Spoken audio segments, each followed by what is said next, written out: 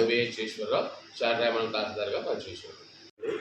చాట్రాయమండల ప్రజలందరికీ కూడా ఆంధ్రప్రదేశ్ ప్రభుత్వం వారు ప్రతి నెల ఎండిఓ వాహనాల ద్వారా రేషన్ కార్డు ద్వారా నిత్యావసర సరుకులు పంపిణీ చేసే పద్ధతి రద్దుపరిచి జూన్ 25 నుండి అంటే 1వ తారీఖు నుండి రేషన్ షాప్ డీలర్ల ద్వారా రేషన్ షాప్ నందు కార్డుదారులకు నిత్యావసర సరుకులు పంపిణీ చేసే పద్ధతి ప్రారంభించినందున 1/6/2025 నుండి చాట్రాయమండలంలో అన్ని గ్రామాలలో ఆయా రేషన్ షాపుల వద్ద ప్రతి నెల 1వ తేదీ నుండి 15వ తేదీ వరకు ఉదయం 8 గంటల నుండి మధ్యాహ్నం 12 గంటల వరకు మరియు సాయంత్రం 4 గంటల నుండి రాత్రి 8 గంటల వరకు రేషన్ డీలర్లు పంపిణీ చేస్తారు.